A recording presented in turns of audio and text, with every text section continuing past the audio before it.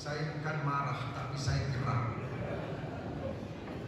Sebab saya berada di dewan ini semenjak 1998. Beliau meminta saya untuk membantu dan mendapatkan dukungan PAS.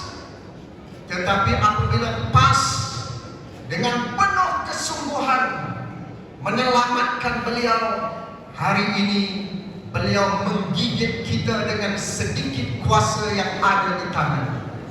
Percayalah, kuasa ini tidak akan bertahan lama. Setuju atau tidak?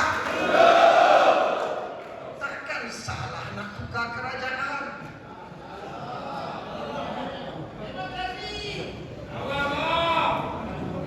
Lawan-lawan dapat lezo di mana? Kita juga yakin bahawa pertuduhan terhadap Tan Sri Muhyiddin Yassin yang dilemparkan semalam 6 pertuduhan. Hari Isnin ini ada 1 lagi pertuduhan. Tetapi kita yakin pertuduhan ini bukan kerana Tan Sri Muhyiddin Yassin perambah, bukan kerana beliau perasuah, bukan kerana beliau penyamun. Penyamun, perambah dan perasuah adalah rakan kongsi kamu pada hari ini. Hoya hoi.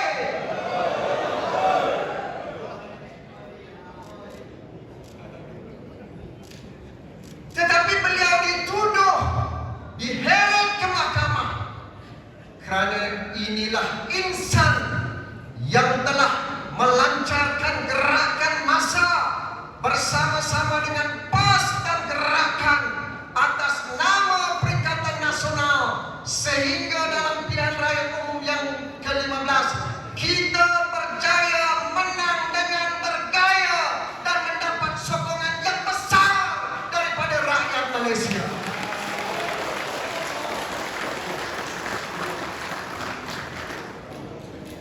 Tapi apakah daya kita tidak dapat membentuk kerajaan? Faham-fahamlah. Tak mengapa. Saudara-saudari, mereka berada dalam keadaan yang cukup cemas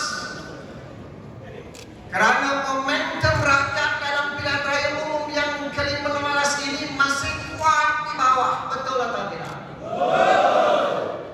Kemarahan rakyat terhadap Pakatan Harapan semakin meluap kerana melihat gelagat badut-badut Pakatan Harapan di dalam parlimen. Kita minta supaya mereka bersama-sama menentang korupsi. Hari ini korupsi menjadi darah daging keluarga Pakatan Harapan.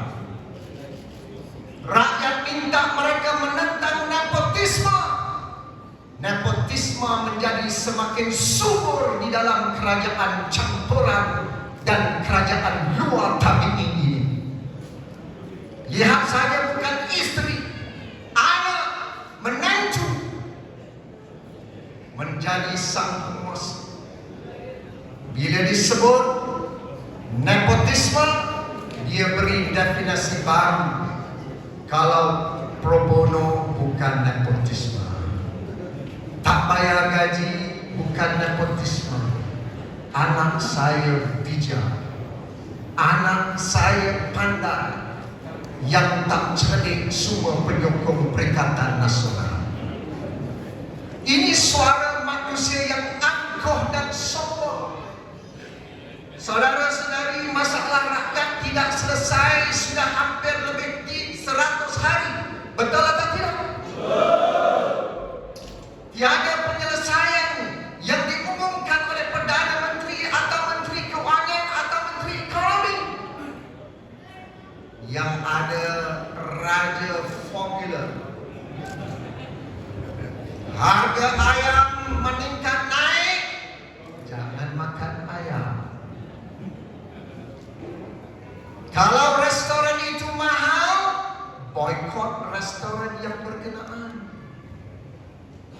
Lebih cerdik Ahmad Mazlan.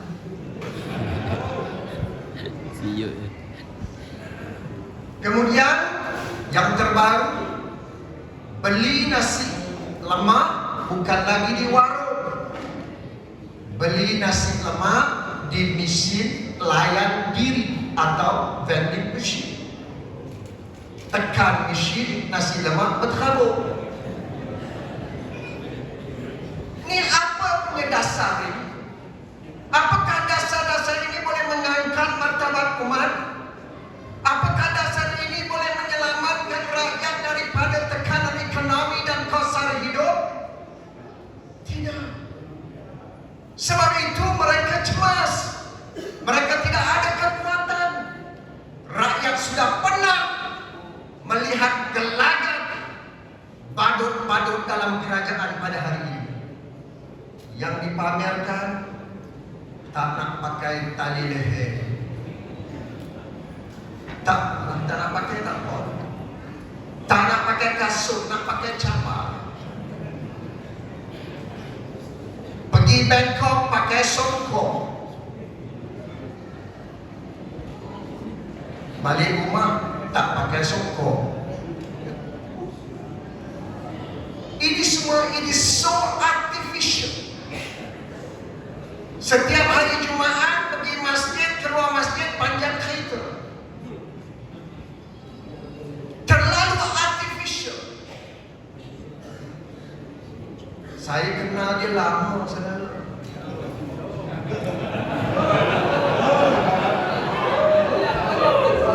Sebab itu malam ni Datuk Taki paksa saya bercakap. Saya kata tak boleh lah, Parlimen dah ada. Dia kata sebab kamu kenal dia. Ya, aku kenal dia tu, aku pandang dia dah lama dah. Saudara, rakyat nak solutions. Rakyat nak penyelesaian. Rakyat minta hentikan witch hunting. Rakyat minta hentikan buruan politik.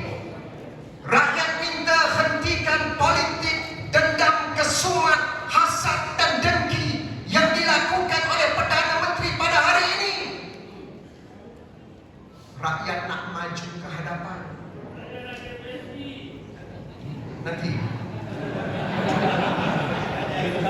aku yang berceramah malam ini. Yang pertama, rakyat tanya mana telur ayam.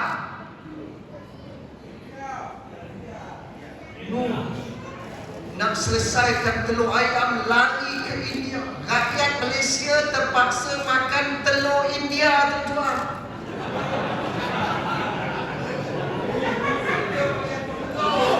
Jangan ingat lain, ini telur dari India.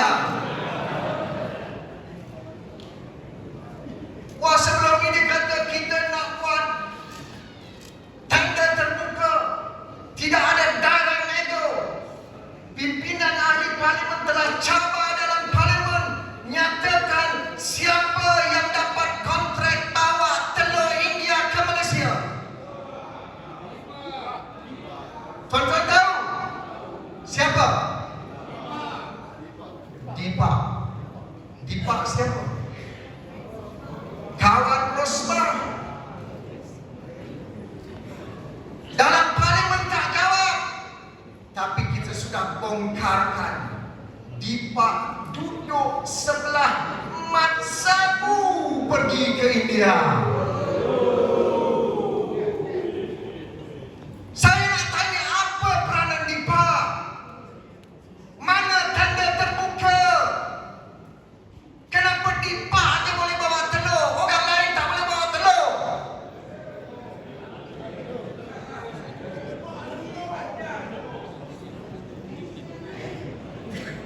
Telur Dipak bukan telur yang dibawa oleh Dipak. Kategori D, tuan-tuan. Harganya lebih mahal. Saya dapat maklumat daripada kementerian. Dipak diberikan, difahamkan mendapat bekalan kontrak telur ini pada harga 32 sen, tapi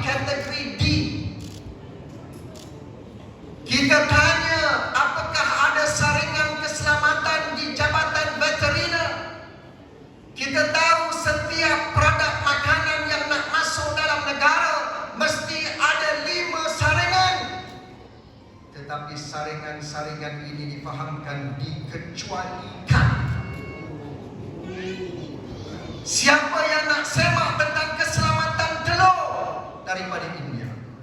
Siapa nak semak kualiti telur daripada India? Dan sekarang sudah ada perbincangan untuk subsidi tambahan 20 sen lagi. Maknanya telur kategori D harganya 52 sen di dalam pasar. Ini cerita apa? Baru satu isu telur sudah gagal untuk mereka selesaikan. Tuan-tuan tengok, ringgit Malaysia jatuh lagi. Dia sentuh saja Tan Sri Muhyiddin Yassin. 2 hari yang lepas, ringgit merudum kepada RM4.52 berbanding dengan $1 Amerika. Ish. Hoi ya hoi. Melaung sungguh kerajaan. Sebab itu jangan sentuh Perikatan Nasional. Sentuh ekonomi akan rosak kerana dunia menghormati kepimpinan Perikatan Nasional yang bersih dan bersih.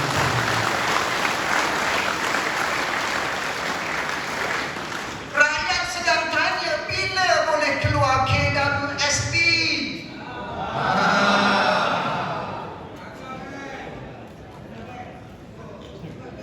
Tuan-tuan tahu, seorang Menteri Kewangan yang kononnya Menteri Kewangan yang paling cantik di dunia, pemberita tolong laporkan. Apa Menteri Kewangan yang baru ni yang mendapat nasihat daripada putrinya? Papa,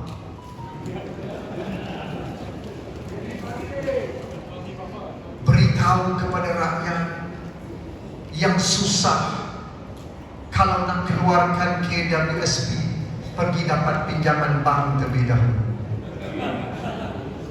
Mangkuk Hayun punya Menteri Kewangan. Rakyat susah, nak bayar pinjaman rumah tak dapat, nak bayar pinjaman kereta tak dapat, nak minta keluarkan wang sendiri, simpanan sendiri, bukan wang bapa kamu. Tak boleh pergi pinjam. Ini Menteri Kewangan apa? Apakah dia benar-benar memahami denyutan nadi rakyat yang susah, atau dia membela pemilik-pemilik bank yang pastinya akan mengenakan kadar faedah di atas pinjaman bank tersebut? Betul atau tidak? Maknanya pinjam dari bank, korek lubang ini, kampus lubang ini. Ini bukan dasar ekonomi yang baik. Tuan-tuan, jangan lupa, apabila negara kita menghadapi COVID-19, banyak pihak yang terkesan. Apa yang kita lakukan? Peniaga-peniaga kecil terkesan, individu terkesan, tidak boleh membayar pinjaman bank. Inilah insan di depan kita. Tan Sri Muhyiddin Yassin, apa yang dilakukan? Saya dapat pengesahan daripada Bank Negara hari ini. Daripada April hingga September 2020, April hingga September 2020, berlaku sudden halt in economic activities. Maknanya kejutan yang tergempar dalam keadaan semua aktiviti ekonomi terhenti. Insan ini mengisytiharkan 6 bulan automatic moratorium yang memberikan manfaat kepada 8,3 juta rakyat Malaysia, termasuk 250,000 SME SMEs yang mendapat otomatik 6 bulan moratorium. Inilah pemimpin yang prihatin kepada rakyat yang ada dalam Indonesia. Kemudian daripada Oktober 2020 hingga Mei 2021, semasa beliau menjadi Perdana Menteri, dia lakukan targeted, kerana ketika itu sudah ada gradual opening of borders. Sempadan daerah sudah dibuka, sempadan negeri sudah dibuka. Banyak syarikat dan individu sudah kembali ke tempat kerja dan sudah ada kemampuan untuk membayar hutang. Tan Sri Muhyiddin Yassin memperkenalkan targeted approach, dan ianya dan telah memberikan manfaat kepada 1,5 juta rakyat Malaysia, termasuk 49,000 SMEs dalam negara ini. Inilah pemimpin yang peduli dan prihatin kepada rakyat Malaysia tanpa mengira kaum dan agama. Bila rakyat susah, dibebankan dengan hutang, jangan suruh rakyat berhutang lagi. Tetapi Perikatan Nasional, PAS, Bersatu dan Gerakan mempunyai pasukan yang cukup profesional, memikirkan masalah rakyat di bawah, memperkenalkan moratorium yang memberikan manfaat kepada jutaan rakyat Malaysia. Mahu lagi ke Perikatan Nasional kembali di Putrajaya, tuan-tuan? InsyaAllah dalam masa beberapa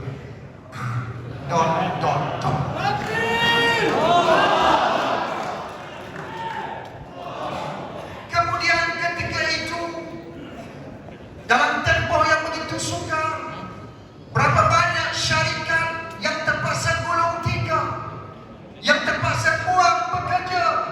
Sekali lagi Tan Sri Muhyiddin Yassin dalam Majlis Keselamatan Negara, Majlis Ekonomi Negara mengingatkan jangan buang pekerja, selamatkan mereka. Majikan kata, bagaimana nak selamatkan si kami tak mampu nak bayar gaji, kilang kami hampir ditutup. Tak mengapa, jangan tutup. Perdana Menteri tampil dengan dasar wage subsidi, subsidi upah. Ingat atau tidak? Tuan-tuan, saya nak umumkan pada malam ini, di bawah kepimpinan Tan Sri Muhyiddin Yassin dan Perikatan Nasional, kita telah menyelamatkan seramai 20, kita telah menyuntik dana subsidi upah sebanyak 21 bilion ringgit dan menyelamatkan 358,000 syarikat dengan jumlah 2,96 juta pekerja. Media tolong lapor. Saya bukan bawa fitnah, saya bawa angka yang tepat. I'm a mathematician. Numbers don't lie.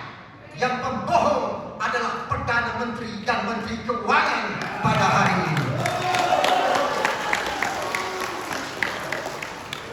Rakyat tak ada kerja, rakyat kena buang, syarikat gulung tikar. Insan ini dengan berani, tegas, tampil ke depan, selamatkan mereka, bagi upah gaji kepada mereka. Hampir 3 juta rakyat diselamatkan, 358,000 syarikat tidak perlu gulung tikar kerana bantuan daripada Kerajaan Perikatan Nasional pada ketika itu.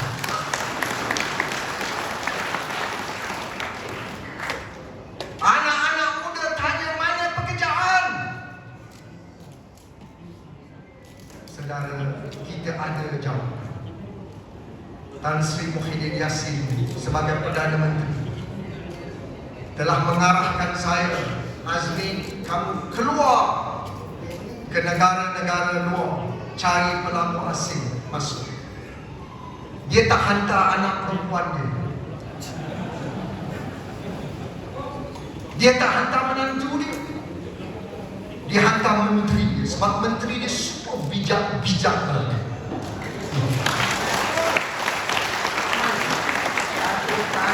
Datuk Seri Hamzah, Ronald Kiandi, Datuk Saifuddin Abdullah, Dr. Hadi Jide, Datuk Kamarudin Jaafar tu, Seri Kandi kita, Datuk Seri Rina Harun. Semua ni bijak-bijak belaka. Kami bukan badu. Bawa pelaporan masuk, saya nak cerita sebentar lagi. Saudara, dalam 18 bulan Perikatan Nasional memerintah dalam keadaan sepadan negara ditutup, dunia menghadapi pandemik, krisis ekonomi bukan saja di Malaysia, di rantau dan di seluruh dunia. Tan Sri Muhyiddin Yassin dan Kerajaan Perikatan Nasional mencipta sejumlah 5